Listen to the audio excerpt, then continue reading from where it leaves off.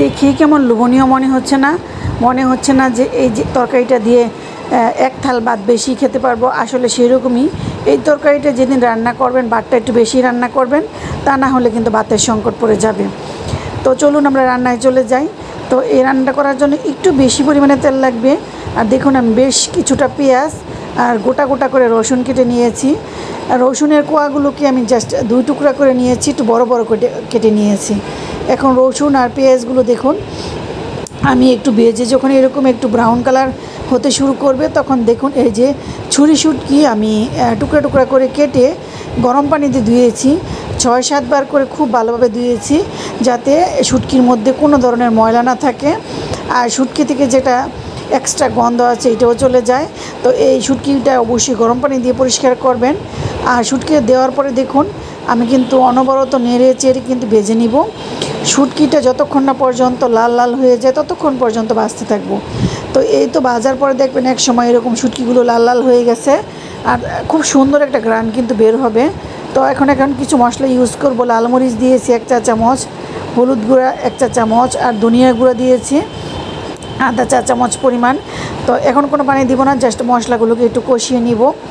তো দেখুন এই যে ছোটো দেশি আলুটা আছে এটাকে আমি একটা ছুরির সাহায্যে ছিলে উপরের স্কিনটাকে গোল গোল করে কেটে নিয়েছি।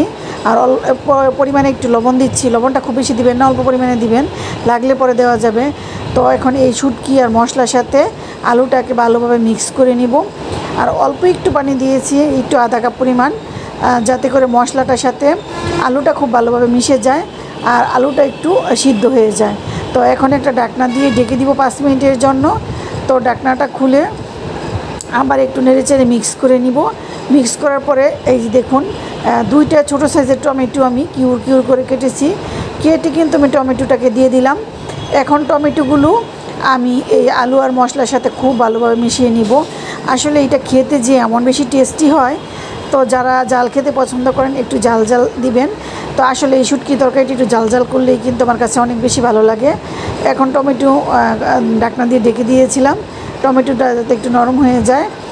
তো দেখুন একটু ভালো করে কষিয়ে নিয়েছি আর দিয়ে দিচ্ছি গরম পানি, কিন্তু অবশ্যই এখানে ব্যবহার করবেন। তো দেশি আলু সিদ্ধ হতে একটু টাইম লাগে আর খুব বেশি পরিমাণ না, কিন্তু 1 কাপের অল্প একটু কম পরিমাণ পানি আমি দিয়েছি, যাতে এটা করে দিয়ে একদম মাখা মাখা হয়ে যায়। আর দিয়েছি অল্প একটু লবণটা পরে আবার বলছিলাম যে দেওয়া যাবে। আর দেখুন বেশ খানিকটা কাঁচামরিচ আমি 2 টুকরা করে দিয়েছি। তো এখন আমি আবার একটুখানি ঢেকে দিব, ঢেকে নেড়েচেড়ে মিশিয়ে নিব। একদম লাস্টে ধনেপাতা দিয়ে তুলে নিব। এইটা কিন্তু রান্নাটা হয়ে গেছে, জাস্ট এখন তুলে নিব। তেলটা যখন এরকম বের হয়ে যাবে তখন বুঝবেন রান্নাটা হয়ে গেছে। আর এখন এটা গরম গরম ভাতের সাথে পরিবেশন করবেন। খেতে কিন্তু অসম্ভব মজার লাগে।